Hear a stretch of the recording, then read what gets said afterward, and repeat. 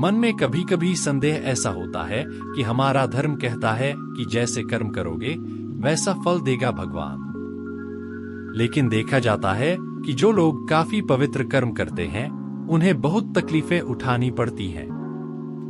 इसके विपरीत जो आचरण करते हैं, बहुत सुखमय जीवन व्यतीत करते हैं, उनका मरण भी बहुत सुख में हो जाता है। और कभी कभी अच्छे व्यक्ति का मरण भी दुखी हो जाता है। पहली बात यह है कि चोरी करके भी कोई रबड़ी खा लेगा, मिठास का अनुभव तो होगा। जो मर्यादा का परित्याग करके ईमानदारी से करोड़ों किलोमीटर दूर रहकर अर्थ का संचय करते हैं, अर्थ के सेवन से मौजमस्ती पूर्ण जीवन यापन करते हैं, एक आपने बताया।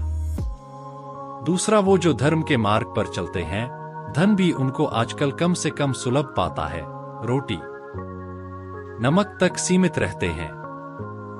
धन की कमी के कारण समाज भी उनको उपेक्षित दृष्टि से प्रायः देखता है। ये सब आपने कहा। कभी कभी धर्मात्मा भी कोई विकृत रोग की चपेट में आकर देहत्याग कर देते हैं। कभी कभी जो जीवन भर अनाप शनाप काम करते हैं, हंसी खुशी में देहत्याग कर देते हैं। ये सब तो आपने पूछा। थोड़ा विचार कीजिए। दुर्योधन का जीवन मौजमस्ती पूर्ण था या युधिष्ठिर जी का?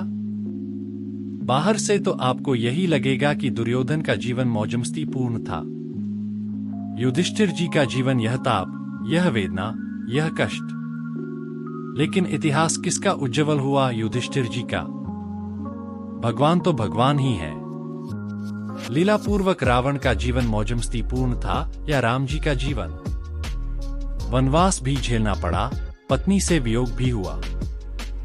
हमने यह बताया कि आखिर धर्म के मार्ग पर चलने पर धर्म का असली फल क्या है, इस पर विचार कीजिए।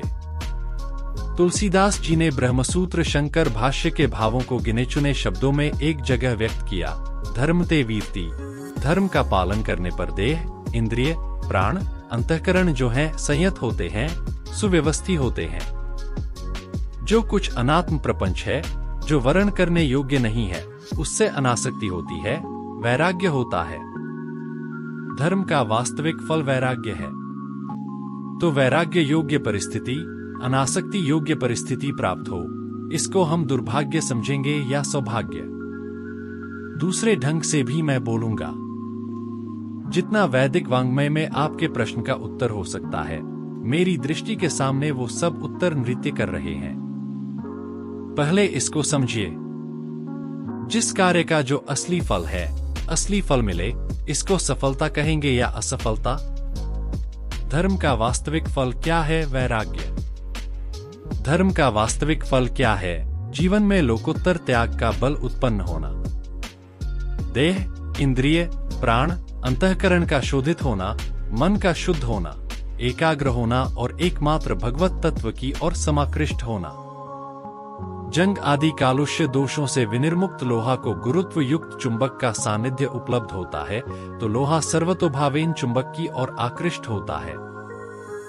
सुनिए, लखनऊ नाम सुना है। उत्तर प्रदेश में राजधानी लखनपुर को लखनऊ कहते हैं। वहां खरबूजा होता है।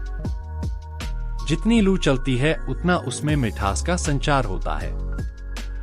सोने को तपाते हैं, कलमस आरोपित पदार्थ मलिनता का हो जाता है, सोने कुंदन के रूप में प्रकट होता है। मुजफ्फरपुर सुना है? बिहार में है। वहां जो लीची होती है, वर्षा होने पर उसमें कीड़े पड़ जाते हैं। जितनी लू चलती है उतना उसमें मिठास होता है। इसलिए कुंती जी ने, रंतिदेव और कुंती, श्रीमद्भागवत के 2 पात्र का नाम ले रहा हूं। कुंती देवी ने प्रार्थना की, विपदा संतु न शश्वत। भगवान श्री कृष्ण सामने, हमारे सामने तो श्री कृष्ण नहीं नृत्य कर रहे हैं। श्री कृष्ण की तो बुआ लगती थी। हे प्रभु, हे जगत गुरु, मोर्चे पर पग पग पर मुझे विपत्ति का वरदान चाहिए। अब प्रश्न उठता है, विपत्ति का वरदान कौन चाहेगा? कुंती ने चाहा। रंतिदेव का वर्णन है श्रीमद्भागवत में, हे प्रभु, विश्व में जितने पापी तापी हैं, उनको जो यातना प्राप्त हो रही है, वो सारी यातना मैं झेल लूं। किसी को दुख प्राप्त न हो तो दुख वरदान के रूप में कौन प्राप्त करना चाहता है? लेकिन कुंती ने कहा, मुझे पग पग पर क्या चाहिए? विपत्ति चाहिए। इससे क्या होगा? मीरा के प्रभु पीर वैद्य सामरो होए, ऐसी पीड़ा, ऐसी वेदना, ऐसा कष्ट जो आपके अलावा कोई हर ही न सके, तो प्रतिक्षण आपका स्मरण होगा। देह, इंद्रिय, प्राण, अंतःकरण में अनुपम लोकोत्तर त्याग का बल, जो भी कलुषित भाव हैं, उनका क्षालन धर्म का वास्तविक फल है। साथ ही साथ मैं एक संकेत करता हूँ, मैंने एक नियम बचपन में लिया, स्वाभाविक रूप से साथ वालों को मालूम है। जितने कष्ट हो सकते हैं, सब कष्ट मिलते हैं। अनुचित किसी को दबाना नहीं, अनुचित किसी से दबना नहीं। मेरा व्रत है। एक ही नियम ले लीजिए, जीवन भर कष्ट ही कष्ट मिलेगा। चारों ओर से संकट आता रहता है, मैं मुस्कुराता रहता हूं। पहली बात मैंने ये कही कि धर्म का वास्तविक फल जो मिलता है, सत्संग की कमी के कारण व्यक्ति समझता है संपत्ति नहीं, संपत्ति मिलनी चाहिए, विपत्ति मिल गई। नल को देखिए, जो भी धर्म के मार्ग पर चले जीवन भर तो उनको तपना पड़ा, लेकिन इतिहास उन्हीं का बना, क्योंकि धर्म का वास्तविक फल है धर्म ते वीरति। योगते ज्ञाना, वैराग्य का फल समाधि। अत्यंत वैराग्यवतः समाधि समाहितस्य। प्रबोध, समाधि का फल है तत्वज्ञान, तत्वज्ञान का फल है मोक्ष। अब मैं थोड़ी व्याख्या करके बताता हूं। यज्ञ, ये धर्म है या नहीं?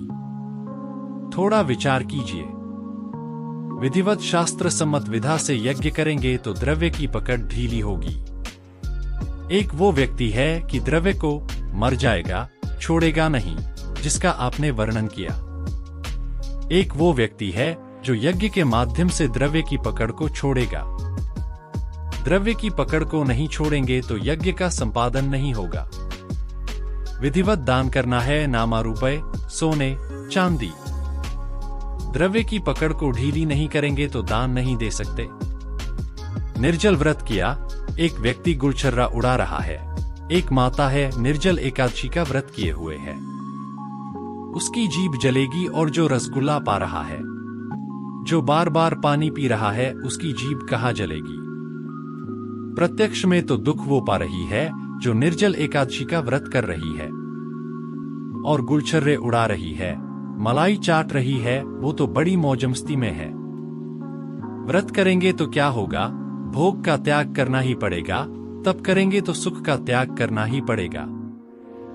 भगवत प्राप्ति के लिए सर्वस्व त्याग करना ही पड़ेगा। तो अनुपम त्याग का बल और वेग धर्म के मार्ग पर चलने पर प्राप्त होता है। त्याग का जो बल और वेग प्राप्त होता है, उसी के बल पर व्यक्ति भगवत तत्व की ओर जाता है। धर्म के द्वारा चित्त का इतना शोधन होता है जिससे आत्मा, परमात्मा, महात्मा की ओर ही व्यक्ति आकृष्ट होता है, अन्यत्र आकृष्ट नहीं होता। इतना मैंने स्पष्ट करके कहा। थोड़ा सुनिए। भगवान की कृपा, जो आप प्रश्न कर रहे हैं, जिधर आपका ध्यान नहीं था उधर ध्यान केंद्रित किया। जिधर आपका ध्यान है उधर भी हम व्याख्या करके बता रहे हैं। श्रीमद्भागवत आदि में लिखा है, सावधान होकर सुनिए। भगवान की कृपा दो ढंग की होती है।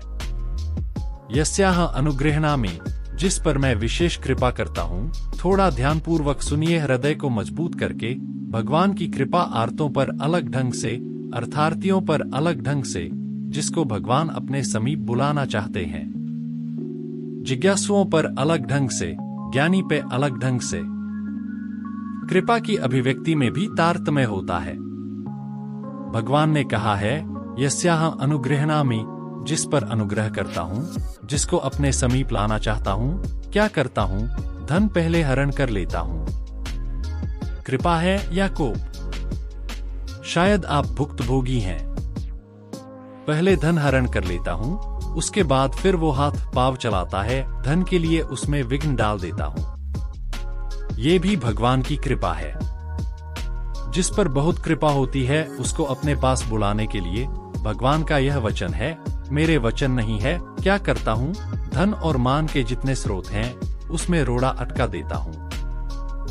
फिर भी नहीं मानता, बार बार प्रयत्न करता है, फिर रोड़ा अटकाता हूँ। फिर भी नहीं मानता तो शरीर में ऐसा रोग दे देता हूँ। भजन के समय शरीर ठीक रहता है, प्रपंच के समय शरीर में बहुत वेदना हो जाती है।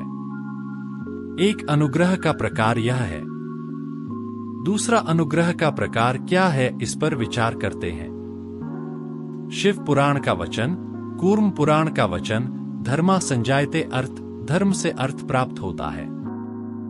धर्मार्थ कामो अभिजायते, धर्म से काम भी प्राप्त होता है और धर्म से अपवर्ग मोक्ष भी प्राप्त होता है। वेद व्यास जी ने दोनों बाहुओं को ऊपर उठाकर कहा, महाभारत भारत सावित्री। दोनों बाहुओं को ऊपर उठाकर कहता हूँ, 5000 वर्ष पहले की घटना है, मेरी बात प्रायः कोई सुनता नहीं है। मैं क्या कहता हूँ, धर्मा अर्थश्च कामश्च, अरे बंदे धर्म का पालन करोगे तो अर्थ भी मिलेगा और धर्म का पालन करोगे तो काम भी मिलेगा। मोक्ष न भी चाहिए तो अर्थ चाहिए तो धर्म का पालन करो, काम चाहिए तो धर्म का पालन करो। कलयुग का लक्षण तुलसीदास जी ने क्या लिखा, सुखच मूढ़ न धर्मर्ता, धर्म का फल ही सुख है, अधर्म का फल सुख होता ही नहीं है। सुखच मूढ़, धर्म का फल तो कलयुग के प्राणी मनुष्य चाहेंगे, लेकिन धर्म में प्रीति प्रवृत्ति नहीं होगी। अधर्म के माध्यम से सुख चाहेंगे। अब थोड़ा सुन लीजिए। 3 दिन, 13 दिन, 3 वर्ष, 3 का वर्णन है। अन्यायन अर्थ संचय गीता में लिखा है। अन्याय पूर्वक जो अर्थ संचय करते हैं, 3 की गणना है शास्त्रों में। 3 वर्ष, 3 महीने, 3 वर्ष, अंत में क्या है, चारों खाने चित्त हो जाते हैं। दूसरी बात है, आप बहुत ईमानदार अच्छे हैं। धन को लूट करके, चोरी करके जो उसके पास धन होता है, घी चुपड़ी रोटी भी खाता दिखता है, लेकिन उसके अंदर की बात पूछिए, हर समय जलता रहता है, सुखी नहीं रहता। सनातन धर्मियों का सिद्धांत बौद्धों ने अपने शब्दों में लिखा है। आतंकवादियों के हृदय की गति भी हम लोग जानते हैं। थोड़ा ध्यानपूर्वक सुनिए। सत्य का पक्ष लेना जीव का और उसकी बुद्धि का धर्म है। अव्वल दर्जे का आतंकवादी चोर लुटेरा भी क्या करता है, सत्य का पक्ष लेता है। उसकी बुद्धि हमेशा सत्य का पक्ष लेती है। बहुत बढ़िया उदाहरण है, आप भोजन करने बैठे और आपकी आंखों के सामने कुत्ता रोटी मांगने का अभिनय करने लगता, किलकारी मारने लगता और पूंछ हिलाने लगता है। आपने इतना सा रोटी का टुकड़ा दे दिया। आपको मालूम है इससे पेट भरेगा नहीं, पेट की निवृत्ति नहीं होगी, उसे भी मालूम है।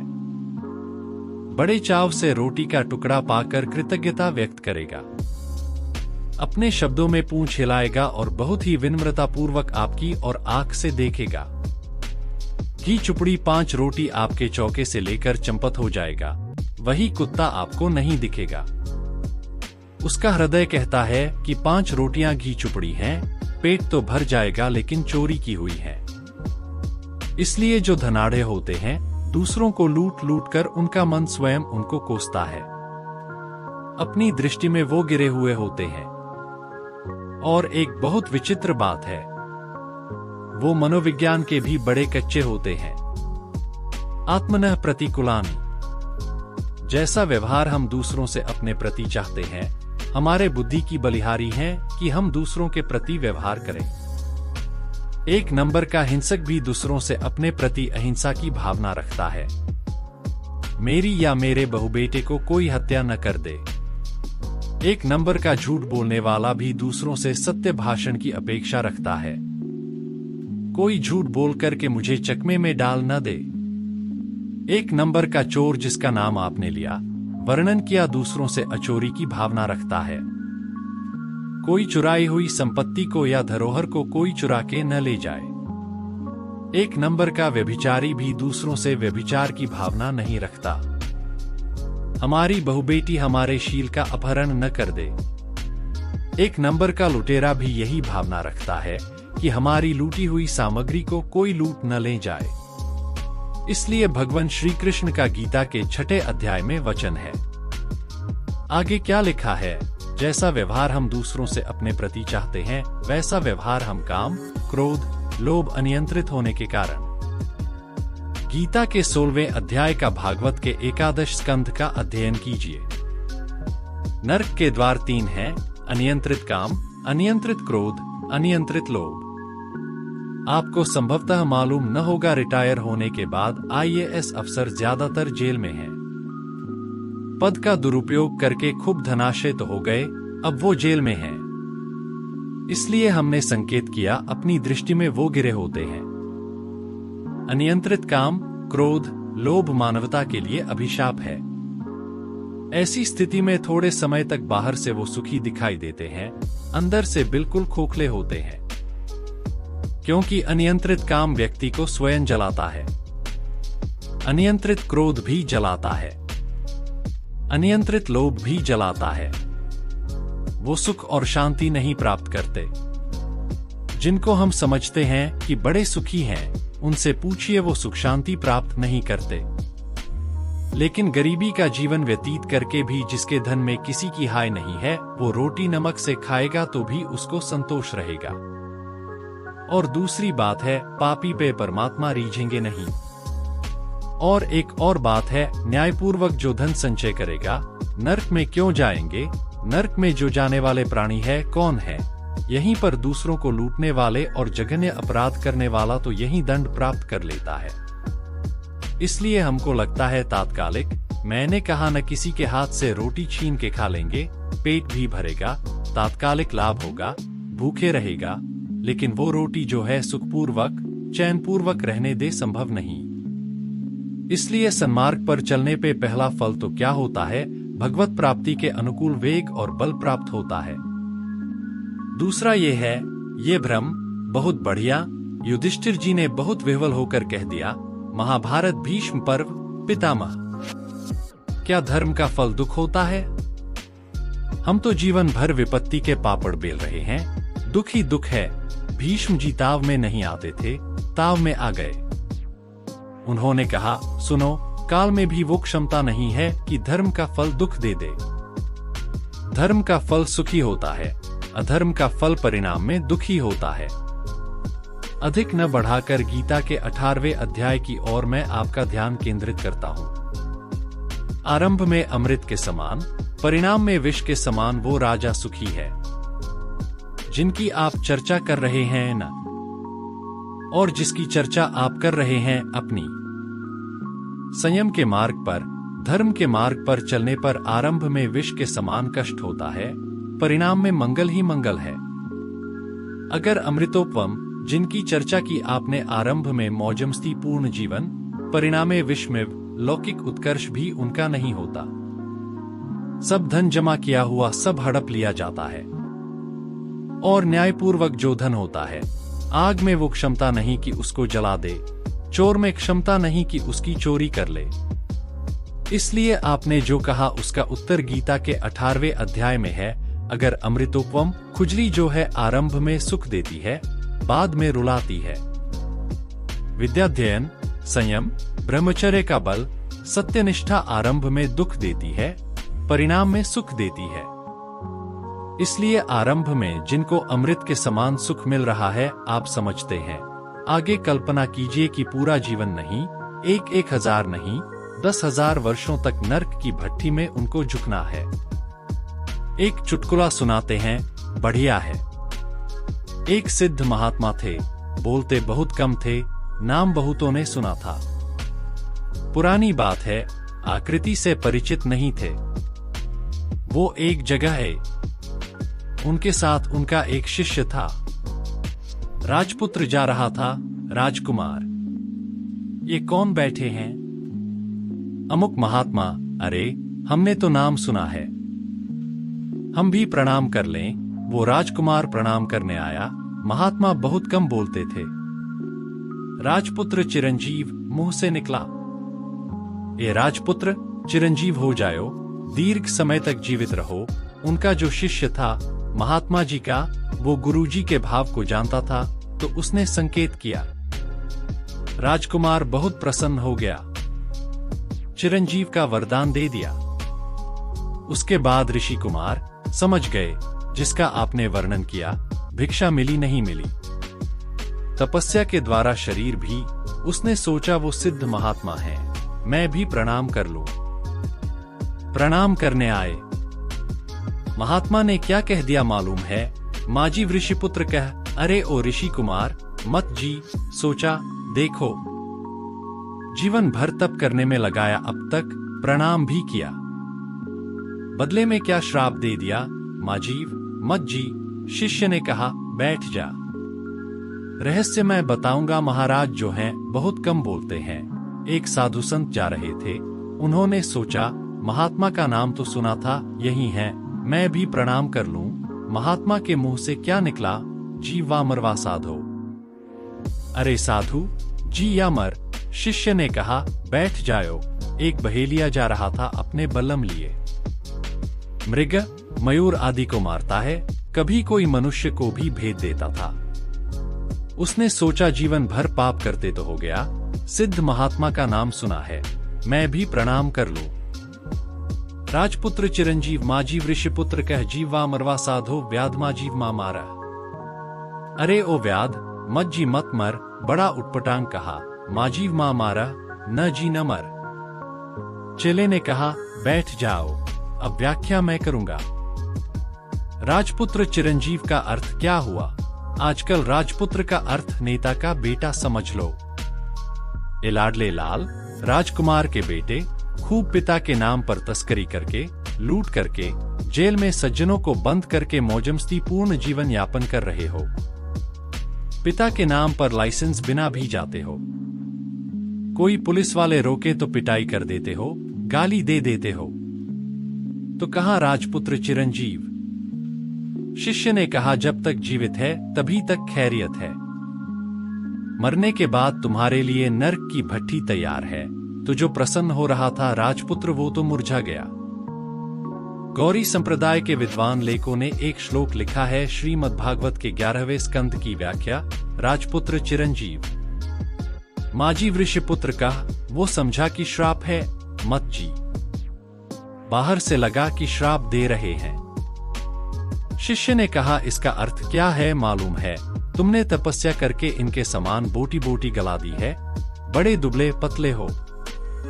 तुमने तपस्या के द्वारा इतने पुण्यलोक को अर्जित कर लिया है। हजारों वर्षों के लिए मरने की देर है, मरते ही दिव्य लोक में हजारों वर्षों तक आनंद लो। शाप नहीं भैया, तुम्हारे लिए वरदान है। संत तो क्या कहा था? जीवा मरवा साधो। तुलसीदास जी ने क्या कहा मालूम है? प्रारब्ध ने न्योतो दियो, भेज ले श्री रघुबीर। कुल कुटुंब के सहित आपको किसी के यहाँ निमंत्रण हो तो उस दिन घर में चूल्हा नहीं जलाएंगे। तुलसीदास जी ने कहा कि प्रारब्ध ने मुझे न्योता दे रखा है, रोज ही निमंत्रण है। भिक्षा मांग के पाते हो, न संग्रह है न परिग्रह। खूब माला जपते हो, किसी का अहित नहीं। जीव वा मरवा साधो, माने यहां भी मौज है, वहां भी मौज है। यहां कोई संग्रह परिग्रह नहीं, किसी से राग नहीं, किसी से द्वेष नहीं। यहां भी तुम्हारे लिए मौज है, मरने के बाद भी मौज है। और व्याध से क्या कहा? उसको मार चुका हूं, उसको मारूंगा, उसके घर बर्बाद कर दूंगा, लूटूंगा। यहां भी तुम्हारा हृदय जलता है क्रोधाग्नि के द्वारा, ईर्ष्या के द्वारा। मरोगे तो नर्क की भट्ठी है। यहां भी अमंगल है, वहां भी अमंगल। बहुत बढ़िया स्वामी अखंडानंद स्वामी जी ने एक बार बताया, आग जानते हैं तीली के मुख को खाती हुई प्रकट होगी या नहीं? अगर खरपतवार से रहित, ईंधन से रहित या सरोवर में जलती हुई तीली को फेंक देंगे, वहां तो कारगर नहीं होगी। आश्रय पर कारगर हो गई। आश्रय को अभिव्यंजक संस्थान को जलती हुई ही आग पैदा होती है। विषय पर कारगर होती है, कभी नहीं भी होती है। ऐसे जो क्रोध है वो मीठा विष नहीं है, कड़वा विष है। काम और लोभ कौन से विष हैं मालूम है? मीठा विष। क्रोध जो है कड़वा विष। जिस आश्रय में क्रोध रहता है उसको जलाता है। क्रोधी व्यक्ति किसी को गाली दे दे, गाली सुनने वाला क्षमाशील हो, उस पे कोई प्रभाव नहीं पड़ेगा। तो हमने स्पष्ट करके, बहुत व्याख्या करके बताया, आपके लिए यहां भी मंगलमय है। अभी जो कष्ट भोग रहे हैं बहुत बढ़िया। एक ब्राह्मण ने हमसे कहा, महाराज मैं तो संतोष कर लूं, घर की आधुनिक बेटियां, बहुएं, बेटे, उनको टेलीविजन चाहिए, मोबाइल चाहिए, उनको कैसे मुंह बंद करूं? मैं तो रोटी नमक से गुजर कर लूं, लेकिन घर के व्यक्ति सब तो सत्संगी नहीं है। तो सन्मार्ग पर चलने वाले जो हैं, कष्ट तो पाते हैं, लेकिन आगे मंगल ही मंगल है। बहुत विस्तार पूर्वक हमने उत्तर दिया, क्योंकि आजकल प्रायः इसी ढंग के सज्जन कष्ट पाते हैं। दोस्तों, इस वीडियो में बस इतना ही। अगर यह वीडियो पसंद आए तो लाइक करें, शेयर करें, सब्सक्राइब करें और कमेंट करें। धन्यवाद।